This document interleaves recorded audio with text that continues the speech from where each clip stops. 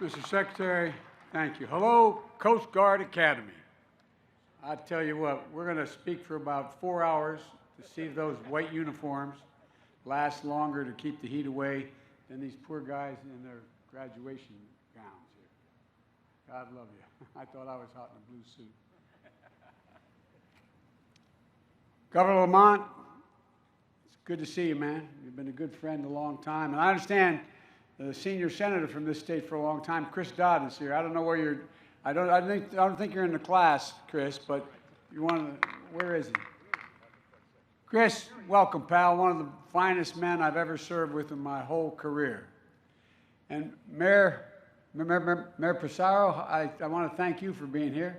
Thanks for the passport into town. And I want to thank again Secretary Mayorkas for joining me today as well.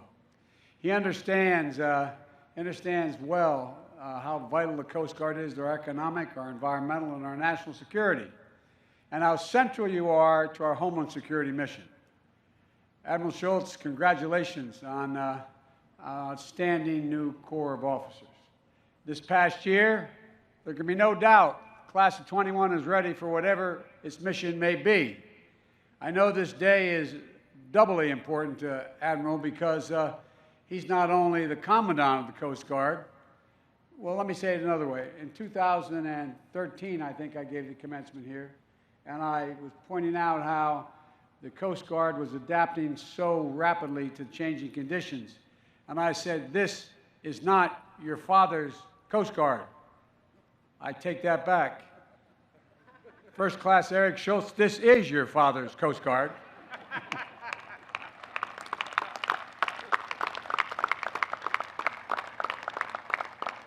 And I know it probably embarrasses me to point you out and say that, but I had a son in the United States military. He was very proud. He was a Major U.S. Army, won the Bronze Star, the Congressional, anyway.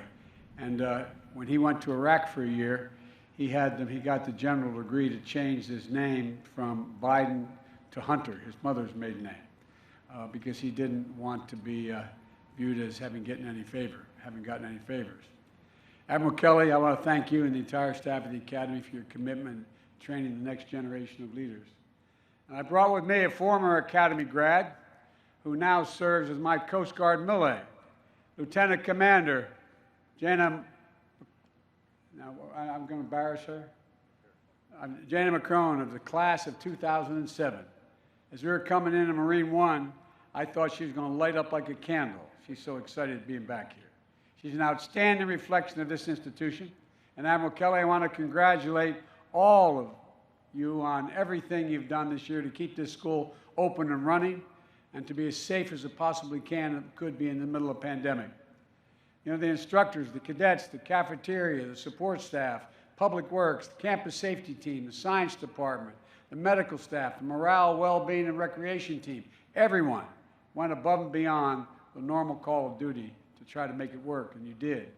And I hear that Mrs. Paula Springer's cookies for cadets were particularly a boost in morale. And what you all achieved together embodies the Coast Guard creed, always ready. Always ready. I want to thank you, Cadet Seiler, for speaking on behalf of your class, and congratulations on earning the honor of being the Class of 21's distinguished graduate. But most importantly, I want to thank your parents and families for everything they have done to support you and all of you, and those watching online as well. There's not all can be here. You've raised these cadets to be fierce patriots, as well as young people of incredible courage and determination. You are the ones who first installed in them the sense of service, who helped them hear the calling of higher duty. So it's your day, too. Cadets, stand up, turn around, and salute your parents. Get up, up, up, up.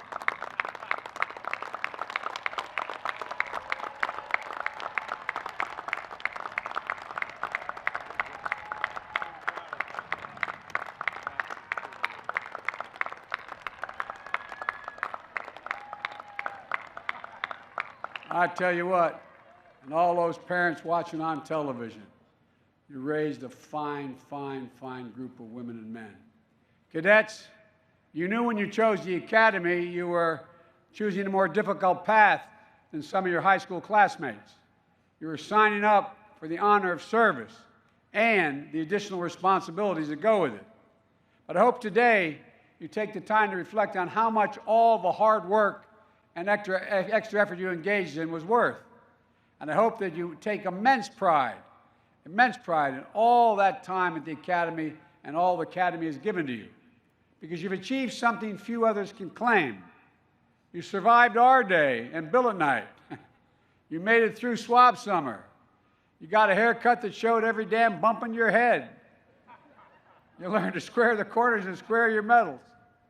Look, your meals, I should say.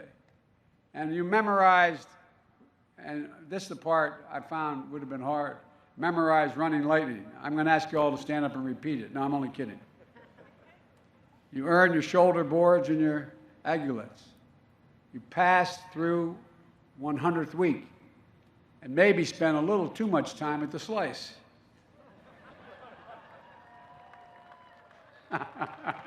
You can clap.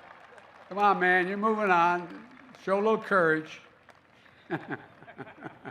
And like all the students across the country, you had to figure out what it meant to finish your second year class with virtual instruction. The pandemic upended so much of our lives, as was mentioned several times so far. Last year's graduating class didn't get to have this ceremony in person. But the Coasties fashion that you all have, you met the threat head on. You adapted, showed your resilience, and you led. The class of 21, you were the ones to test and improve the restricted movements protocols that allowed you to return to class on campus. And with careful precautions and regular testing, you were able to go back to your lives and training here in New London to conduct your first year class in person. It certainly looked and felt different, I'm sure, but you found ways. You found ways to keep many of the Academy's traditions alive and maybe even formed a few new ones. You still were able to bring your cars on campus. You just weren't allowed to go anywhere in those cars. Oh, man, I tell you what, I'd have trouble watching my car sit there. But maybe dipping your ring in Crown Park or having your ring dance outside will be a new standard. The Super Bowl of intercompany sports may become an annual event. And by the way, congratulations to Bravo Company, by the way, for your victory. You can clap, it's okay. Even if you lost, you got to clap. And though everything you found through it all, you found ways to excel in the classroom and in athletics. You've got 9 All-Americans in your ranks today, including record setter in the track and field 5,000 meters. And most importantly, you had each other's backs. When times got hard, you were there for one another. That's something you all learn quickly at the Academy. You can't crew the tall ship Eagle without working together. It's not possible. So the pandemic didn't change that, but it made it more important. I know we wish more of your loved ones could be here today to celebrate with you in person, packed into the stands for your big day, especially because so many of you come from families of proud traditions of service. First class Rachel Pache is about to become the 3rd generation Academy grad. Meanwhile, first class Jacqueline Tidd bucked a long tradition in her family, joined the Coast Guard, came to the Coast Guard Academy over the Naval Academy, and unlike her mother, father, uncle, and grandfather. Well, Cadet Tidd, there's a seat on Air Force One if you have to get home. It may be tough. I can only assume that you will enjoy educating your family about how the Coast Guard is, quote, the hard nucleus around the Navy forms in times of war. You're a really dull class. I mean, come on, man. Is the sun getting to you? I would think you'd have an opportunity when I say that about the Navy to clap, but being here together.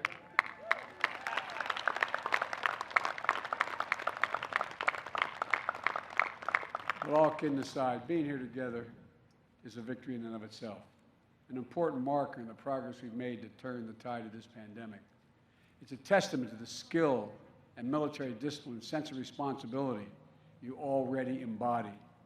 So there's no doubt in my mind that the 140th graduating class of the United States Coast Guard Academy will reflect the very best of our country and the proudest traditions of our service. Look, in just a few minutes, you will be ensigns in the U.S. Coast Guard. But the only anchor cadet is the only one going home with $240 in his pocket. And before I go much further, as your Commander-in-Chief, I've been looking forward to being able to do this for a long time. I want to keep a long-standing tradition and here it goes.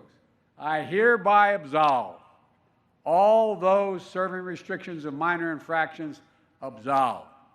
Now, you have no idea how much I wish I'd have been able to do that at my graduation. At my graduation from the University of Delaware. Because I need, as we say in my faith, I needed absolution. You all think I'm kidding, I'm not. Minor infractions like using a fire extinguisher to hose down an RA, but other than that, nothing much. Look, cadets, today you're joining a chain of service that links each of you to our history. It's a connection to the very earliest days of our nation as part of this country's oldest continuous seagoing service. But no class gets to choose the world into which it graduates. And demands and the challenges you're going to face in your career are going to look very different than those who walked these halls before you. You chose, as a class motto, reflects this reality. You said, "We are the future." I don't think you have any idea how profound that assertion is. The world is changing. We're at a significant inflection point in world history. And our country and the world, the United States of America, has always been able to chart the future in times of great change. We've been able to consistently renew ourselves. And time and again, we've proven there's not a single thing we cannot do as a nation when we do it together. And I mean that, not a single solitary thing. And this is particularly important in this moment of accelerating global challenges, hybrid threats that don't stop at our border. We have to meet them on the land and the sea, wherever we find them. And that's where the Coast Guard excels. Pandemic response would not necessarily have been considered a Coast Guard mission until there were more than 250,000 stranded cruise passengers who needed to be safely disembarked during COVID-19. Now we see with harrowing clarity how important halting this pandemic and improving our ability to prevent and respond to the next one is in our national security.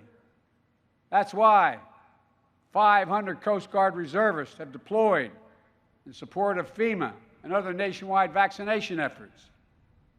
Disaster response has long been part of the Coast Guard's mission, but with the pace of climate change accelerating, we're seeing more frequent and more intense storms that call for you to respond. Last year was the most active hurricane season on record, 30 named storms. And the Coast Guard was always there to respond, even at the height of the pandemic. But you've also been a part of our response to wildfires in the West, record flooding in the heart of the country.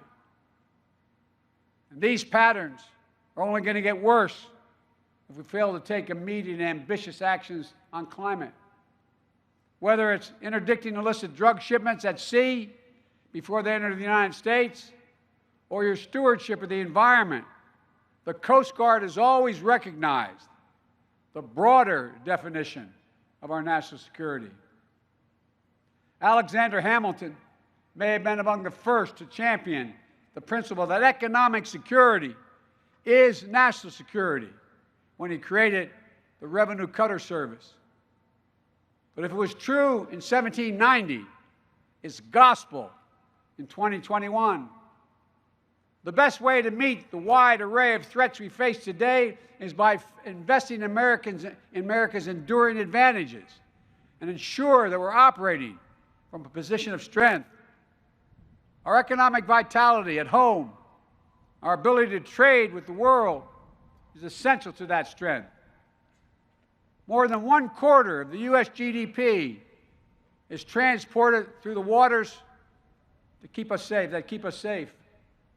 And we're going to increasingly see our skills called upon internationally as well. For decades, the United States has underwritten international maritime security. We and our partners have kept the sea lanes open and secure. We developed clear rules of the road. Behavior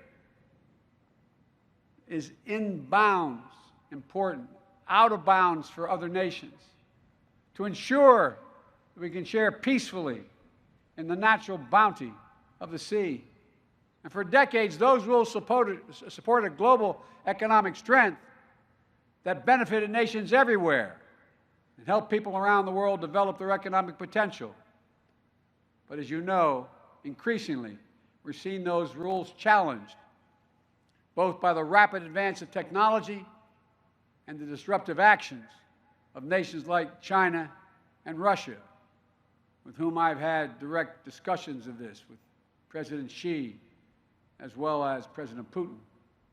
Long-standing basic maritime principles like freedom of navigation are a bedrock of global economic and global security.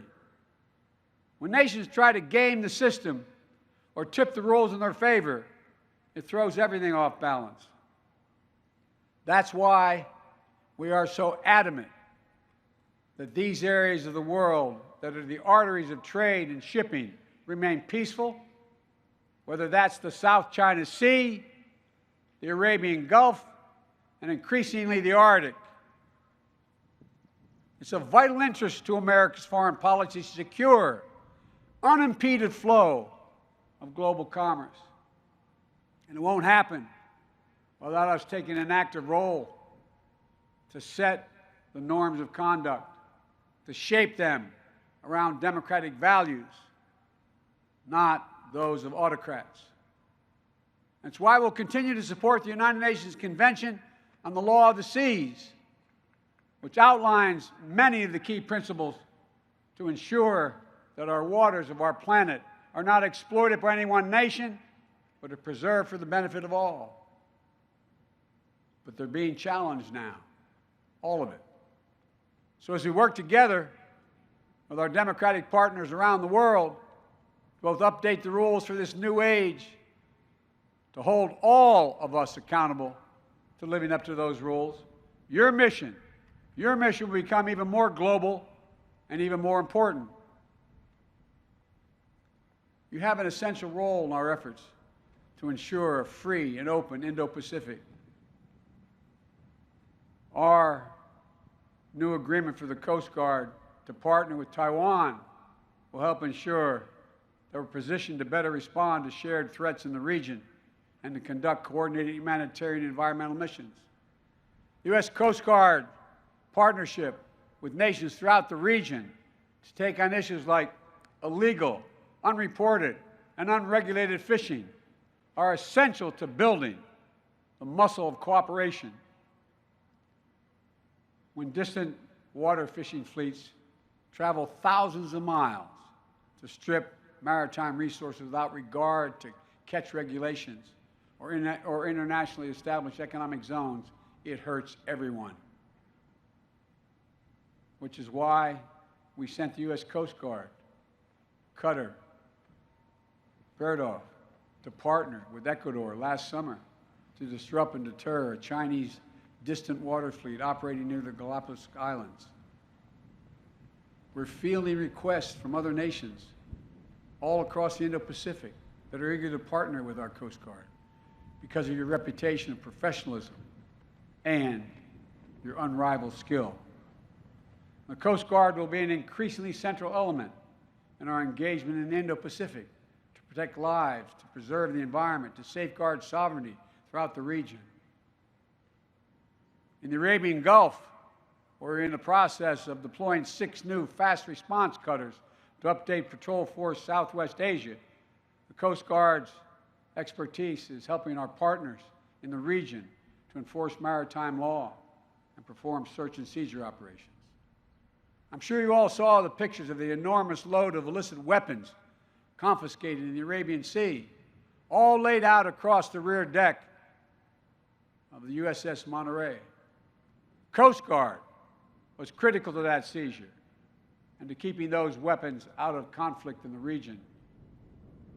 Based alongside the U.S. Navy Fifth Fleet in Bahrain, you have to face down harassment of Iranian fast attack boats in recent weeks. And in recent weeks, the U.S. Coast Guard cutter, Maui, had to fire 30 warning shots to deter such irresponsible and unsafe maneuvers in the region. The world is changing. We need you even more. And in the Arctic, the Coast Guard is a proud American presence in the region, rapidly growing in strategic importance as ice recedes and new sea lanes open. We, the United States, are an Arctic nation. The United States must demonstrate our leadership and engagement. Our diplomacy and our operational skill, we must continue to model responsible maritime behavior and uphold clear rules of international agreements that will protect and steward this pristine environment and secure it for future generations. And by the way, as you know by now, to protect our homeland security as well. We have to make sure that every country respects these international norms. So we need modern icebreakers, yes, but just as critically, we need to stand shoulder to shoulder with those allies and partners who share our values, including indigenous communities who are the keepers of traditional knowledge about the Arctic waters. Class of 2021, it's time for you to go out and be the future, to make the future. You've learned your history and your science. You predicted and practiced your disciplines on land and sea. You've shown that you are salty. This year, the Academy has graduated a class that is just over 1/3 women. And those, you got it.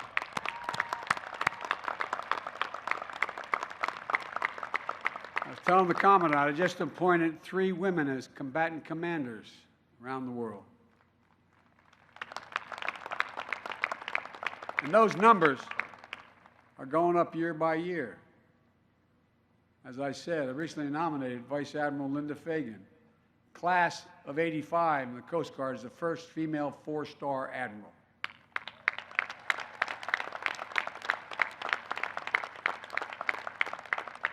We need to see more women at the highest levels of command. We have to make sure that women have the chance to succeed and thrive throughout their careers. There's a saying that we use in a different context, a Chinese saying. It says, women hold up half the world. It's an absolutely stupid position not to make sure they represent at least half of what we do. Every member of our armed forces should feel safe and respected in the ranks. That's why my administration is committed to taking on the scourge of sexual assault and harassment in the military. You're joining a service that not only serves as America's front line, it increasingly looks like America. This year's class is also just over 1/3 underrepresented minorities, including some of the highest number of African Americans, Asian Americans, and Pacific Islanders. Each of you